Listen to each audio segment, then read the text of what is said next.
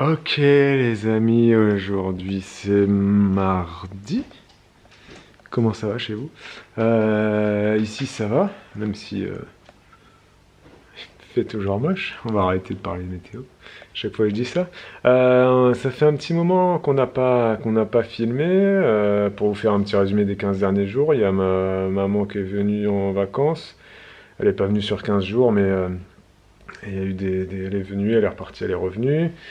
On n'a pas eu, franchement, on n'a pas eu, elle a pas eu une belle météo, hein, à part un jour où elle a eu plein soleil et c'était à Pornic. Sinon, franchement, là c'est déprimant. Là on est fin juin, l'été c'est officiellement ce week-end. Pouh, c'est pas la folie non plus, hein. Franchement, les températures sont pas ouf. Ils ont prévu que ça remonte, que ça atteigne les 30, 28 degrés, je crois, ou 30 degrés ce week-end.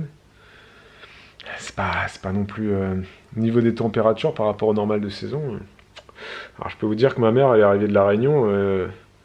Bon bah, elle était quand même contente de repartir, hein. Parce que là, ça fait un mois qu'elle est là. Elle est partie à Paris aussi et tout ça, c'était pas super. Bref. Nous ce week-end, on a eu un gros week-end assez chargé, hein, avec kermesse de l'école. Tous les parents pourront confirmer que c'est toujours assez prenant ça les kermesses. Surtout que nous, il a plu. Donc, bon, mine de rien, c'est quelque chose que tu fais en extérieur d'habitude. Là, tu le fais dans une salle des fêtes. On n'est pas resté très longtemps, hein, parce que dans une salle, il y a tout de suite plus de bruit. C'est toujours. Donc, on n'est pas resté très longtemps. Voilà, il y a un petit spectacle des enfants. Et puis après, merci, on a fait 3 jeux et on est rentré, quoi. Voilà, c'est tout. Et puis la veille, on était à la fête le dernier meeting d'athlétisme d'Elena. C'était son dernier meeting. Là, c'était une petite fête, quoi. Il y avait des petits jeux un peu rigolos et tout ça. Pareil, sous la pluie. Mais bon, pour le coup, on s'est bien amusé. C'était toute l'après-midi de 14h à 17h. Et puis nous, les parents, on pouvait faire aussi. Donc on a fait des jeux, on a fait des jeux. Fallait courir, fallait sauter, fallait se déplacer. Enfin, il y avait plein de petits jeux. Mine de rien, franchement, c'était assez physique, hein, quand même. Voilà. Il y avait une petite course d'obstacles, il fallait que tu tiennes un cheval entre tes jambes. Tu faisais du air horse, là. Je sais pas comment ils appellent ça. Et puis il fallait que tu sautes les haies, il fallait que tu cours, que tu fasses des slaloms. Bon, on a fait des trucs comme ça. Donc c'était assez fatigant, mais c'était un bon week-end, voilà. Et puis là, une nouvelle semaine qui commence.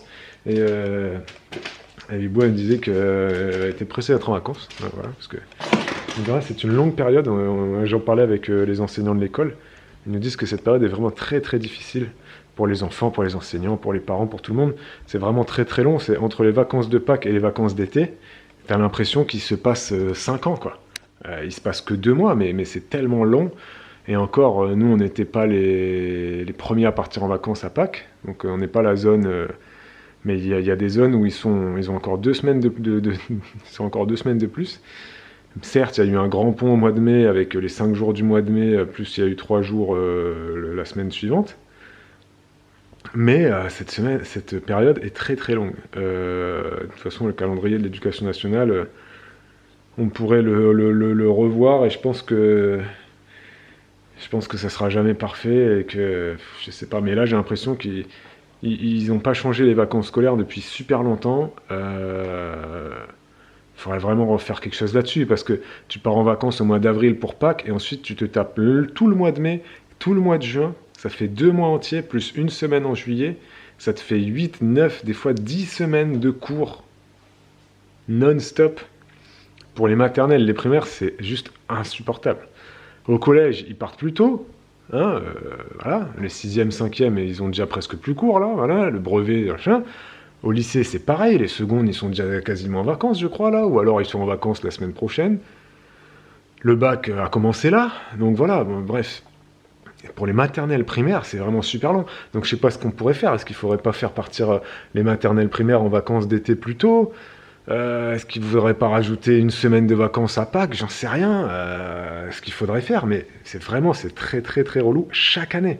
Chaque année. Alors que les vacances d'hiver, des fois, entre les vacances de février, non, entre les vacances de Noël et les vacances de février, des fois, il se passe 5, 6 semaines. Voilà. Tu fais ta rentrée de Nouvel An. Et puis après, hop, le 15 février, tu es en vacances. Voilà, tu fais 6 semaines de cours et hop, tu es en vacances. Et après, par contre, alors à la dernière période, la plus dure, tu te tapes 8, 9, voire 10 semaines de cours. C'est relou. Donc, je suis pas ministre de l'Éducation nationale, mais c'est relou, quoi. Hein, vous avez le droit de le dire en commentaire. Salut tout le monde, je voulais vous parler d'un truc, je ne sais même pas si on vous en a déjà parlé, donc je suis désolée si on en a déjà parlé, bah, du coup je vais en reparler, mais je vais vous parler de la suite, puis si j'en ai pas encore parlé, bah, c'est l'occasion. Je voulais vous parler de notre élevage de chenilles. On élève des chenilles qu'une famille de l'école nous a gentiment donné, puisqu'ils ont fait un élevage chez eux, ils ont eu les bébés, etc. Mais j'ai un petit déménageur qui est à fond dans le bruit en ce moment, sauf que j'en ai un autre qui dort, donc j'essaye de le raisonner un peu, c'est pas évident. Donc nous faisons un élevage de chenilles Bombyx eri, donc ça fait partie de la famille des vers à soie. Ça fait combien de temps qu'on les a? Je ne sais plus, ça fait plusieurs semaines en tout cas qu'on les élève. Elles sont dans une serre action. Et j'ai mis un petit sopalin au fond, on les nourrit avec des branches de troène et des branches de lilas. Et elles ont bien grossi et il y en a 2 qui sont dans leur cocon. Voilà, elles sont dans leur cocon côte à côte. Je vous filmerai ça juste après. Et j'ai l'impression qu'il y en a une 3e qui veut faire son cocon juste à côté, mais ça m'étonne parce que c'est la plus petite de toutes. On en a 5 au total et là on en a 2. Je regardais une, elle est en train de faire caca en même temps que je vous parle.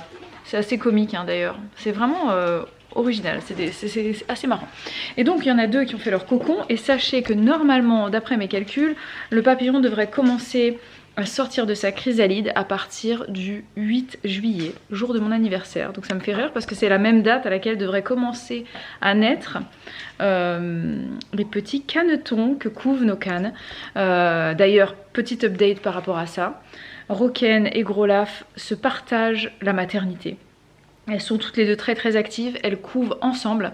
Elles sont très souvent toutes les 2 dans le nid.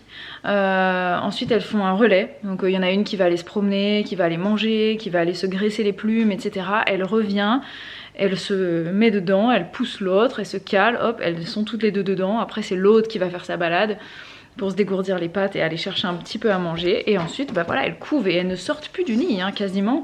Elles sont toutes les 4 sorties du nid à peu près 30 à 40 minutes par jour, le soir. Et sinon, en fait, elles restent dedans et elles couvent vraiment bien. Et elles font bien la rotation de l'œuf. Vous savez, quand on a une couveuse, en fait, il faut tourner les œufs. Il faut les humidifier, il faut maintenir une certaine hygrométrie et il faut aussi les tourner. Et donc moi tous les soirs quand elles font leur petit tour je vais checker.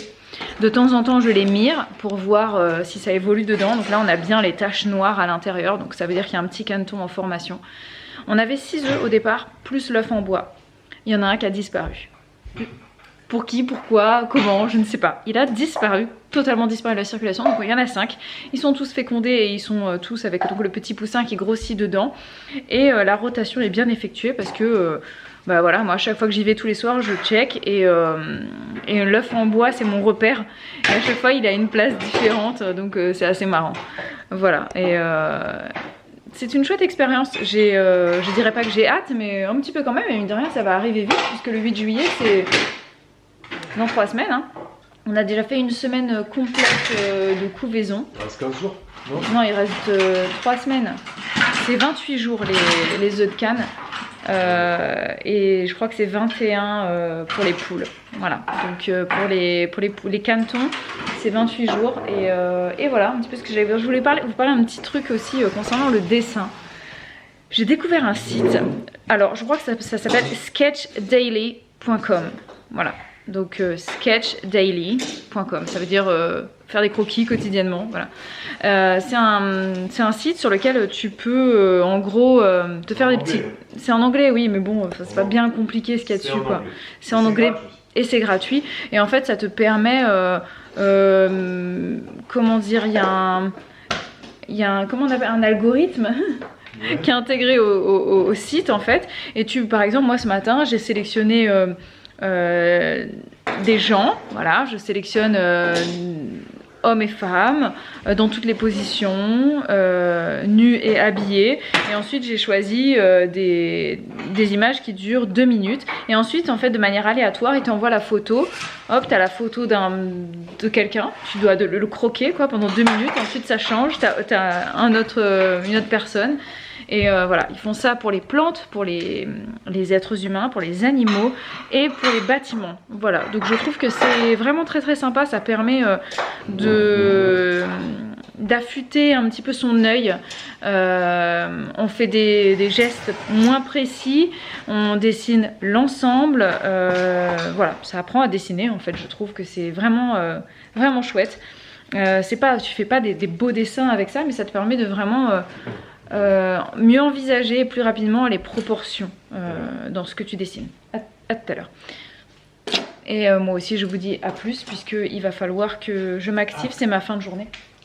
Il y a une abonnée qui a mis un commentaire, qui est assistante maternelle, qui commente très souvent à chaque fois que tu parles de ça. Elle disait qu'il faut que tu regardes sur Topasmat, parce que la journée du CAP est payée. Ah bon? Oui. Il faut que tu regardes ça. Elle a dit regarde dans tes trucs tu vois, s'il faut tu mets absence, il y a peut-être un truc CAP ou un truc comme ça. Ah ouais, mais j'ai pas vu ça. C'est pas une journée sans solde. Ah bon, mais nous avait dit que c'était sans solde. Oui, mais Bibou, le truc c'est qu'elle a fait une formation obligatoire là où c'est des asthmates, et j'ai l'impression qu'ils lui ont dit quand même beaucoup de merde. Plusieurs fois, ils t'ont dit des trucs qui en fait, hein, tu vois. Ouais, je sais pas. C'était, à mon avis, la formatrice c'était pas au fait de plein de trucs. Je sais pas, moi, écoute, je regarderai. Parce que si tu connais... je regarderai. L'administratif, je regarderai. Pas tout connaître. Mais oui, après, c'est vrai que c'est pas le métier le plus simple du monde. Bref, passons, je vous laisse à plus tard. Les amis, là je suis devant mon PC, il est 4 heures. Bibou est en train j'allais dire de rendre un bébé à ses parents. C'est pas ça le terme exact. C'est transmission, voilà, j'étais en train de chercher le mot. Comment on appelle ça déjà dans le monde des asthmates? L'instant des transmissions, voilà, elle est en train de faire les transmissions à la maman d'un petit bébé qu'elle garde, voilà. Et qu'est-ce que je voulais dire? Oui, moi je suis devant le PC en train de faire un montage et je réponds également aux commentaires. Donc là je voulais revenir sur le vlog qui s'intitule Est-ce qu'on ne devrait pas tous ralentir? Et ben très clairement, si vous ne l'avez pas vu ce vlog, allez le voir. Parce que sinon vous ne saurez pas de quoi je parle, voilà, et je voulais vous dire merci, enfin tout simplement, quoi, voilà, merci pour vos commentaires, parce que je vais être honnête avec vous, ce passage-là, j'ai hésité à le mettre, déjà parce que je l'ai trouvé long, plus de 15 minutes à blablater sur la vie, sur l'essence de la vie, etc., etc., et que je me rappelle qu'on avait déjà eu ce type de discours-là dans nos vlogs précédents, quand on parle du changement, des choix de vie, etc., et on a souvent eu des mauvais retours face à ça. On a souvent beaucoup de gens qui sont le nez dans le guidon, ils voient pas leurs enfants le matin, ils voient pas leurs enfants le soir. Je dis ça parce que je vais vous lire le commentaire d'une abonnée qui m'a dit un début de vidéo qui me touche énormément. Je suis juste usé de cette course effrénée du quotidien. Je vois pas mes enfants, soit au réveil, soit au coucher. Je suis infirmière en poste.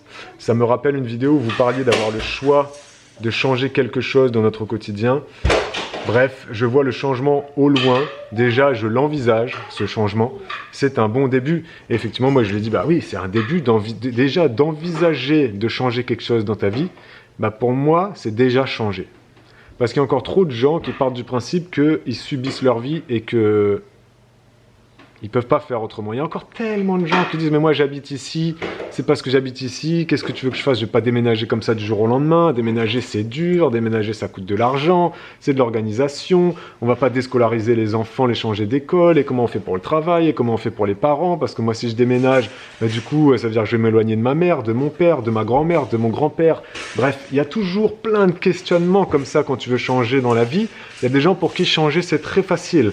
Bibou et moi c'est très simple. Pour nous, du jour au lendemain, on peut changer de vie, de travail, voilà. Du jour au lendemain, nous, ça nous fait pas peur. Parce qu'on a toujours vécu avec très peu d'argent et que le peu d'argent qu'on a nous permet de vivre quand même simplement. Ça nous suffit, on n'a pas besoin de plus. On a une grande maison, hein, cette grande maison est due au fait que on a vécu simplement pendant plus de 15 ans déjà Et donc, tout ça permet que tu mets un peu d'argent de côté et tu peux acheter plus grand. Mais on peut changer, nous, très facilement. Pour une petite anecdote, Bibou, là, elle est blasée par la météo. Vraiment, elle en a marre. Et elle m'a dit, ça m'a étonné, elle m'a dit, il y a 15 jours, elle m'a dit, mais si l'année prochaine c'est encore comme ça et qu'on se tape de la grisaille du mois d'octobre jusqu'au mois de juin, je pourrais vendre la maison. Ah, moi, ça m'a étonné, ça fait 5 ans qu'on est là, c'est notre maison. Pour moi, je me dis, on va finir nos jours ici, quoi, tu vois. On fait des travaux, on installe des trucs de fou. Donc voilà, n'ayez pas peur. Non, vous avez le droit d'avoir peur. Changer, c'est difficile. Mais je suis ravi que cette vidéo, que ce vlog-là ait pu vous parler. Je suis très étonné par tous les commentaires positifs qu'il y a pu y avoir sur cette vidéo. Je m'attendais à avoir encore un flot pas d'insultes, mais un flot de commentaires, un gna gna gna gna gna gna. Je suis tellement habitué à avoir ce type de commentaires. C'est facile à dire pour toi, t'es chez toi, tes enfants mangent pas à la cantine, tu fais ce que tu veux de ton temps de travail. Ouais, mais je gagne beaucoup moins d'argent que vous, les gars. D'accord? Donc voilà, c'est un choix que j'ai fait. Et il y a une abonnée qui est... il y en a plein hein, dans le cas de cette abonnée-là, mais elle a dit qu'elle, très clairement, j'ai pris un congé parental, c'est Agathe qui dit ça, j'ai pris un congé parental justement pour ne pas être sous pression au travail et pour pouvoir profiter de ma fille. En septembre, je vais retourner travailler avec une approche totalement différente. Ah, c'est ça qui est bien aussi, quand tu te poses, quand tu ralentis, tu changes ta vision, ta façon de voir le travail, ta façon de voir la vie, ta façon de voir ton emploi du temps. Nous, on a des amis, ils courent partout, c'est du stress non-stop, ils parlent, ils sont stressés quand ils parlent, ils ont un planning qui est stressé, ils voient pas leurs enfants. Le mercredi, c'est un jour où il faut emmener les enfants à l'école, si, ça, si, ça. Ils sont tout le temps en train de transpirer, je sais pas, ils ont un stock de déodorant incroyable, c'est pas possible. Donc, je dis ça alors que là je suis en train de transpirer et que je suis en mauvais, vous voyez, mais vous sentez pas l'odeur, donc voilà. Bref, donc ce vlog, allez le voir si vous ne l'avez pas vu, et merci encore pour vos commentaires, parce que honnêtement, je m'attendais pas du tout à tout ça. Je m'attendais même à tout l'inverse. Vraiment, je vous le redis, hein, j'ai hésité à pas mettre ce passage, parce que je me suis dit, je vais encore me faire défoncer. À chaque fois que je prends des paroles et j'ai des prises de parole comme ça, je me fais toujours défoncer. Vraiment, donc je m'attendais à ça. Et voilà, je l'ai mis et finalement, je suis vraiment très très content. Très étonné de vos remarques, vos retours, donc merci beaucoup. Petite récolte de petits pois du jour. Faut bien se contenter de ça parce qu'il n'y a pas grand chose d'autre dans le jardin. Il n'y a pas de tomates, il n'y a rien qui pousse, il fait pas beau, il n'y a pas de soleil. Mais bon, il y a les petits pois, on va pas se plaindre. Bah si, on peut se plaindre, mais bon, au moins on a ça. Voici le gîte de nos chenilles. Alors, le nettoyage est un peu compliqué en ce moment. Hop, voilà, vous en avez une ici. Elle est énorme. Alors, je sais pas si on s'en rend compte, mais voyez à côté de mon doigt en fait. Hein. Voilà, elle est énorme. Elle est énorme. Nous avons ici un cocon. Très difficile de vous montrer le deuxième parce qu'il est... voilà, si, tac, il est coincé derrière. Le deuxième, nous avons une autre chenille ici. Et la dernière, où est-elle? Elle est là. Elle est ici. Tac. Voilà, voilà. Et donc ça, ce cocon, il est tissé en fil de soie. C'est de la soie. Voilà. Et vous voyez, il y en a énormément là. Il y a de la soie au sol comme ça, ici, là-bas. Et en fait, d'habitude, je nettoie régulièrement ce papier, ce sopalin en dessous avec les crottes. Mais là, je ne peux plus parce qu'en fait, elles sont attachées sur le sopalin. Donc, pour ne pas trop déranger le truc. Puis même, elles s'activent plus vraiment. Je pense que le cocon, elles vont pas tarder à le tisser. Voilà, et ça reste dans le cocon pendant, il me semble, 22 jours. Affaire à suivre.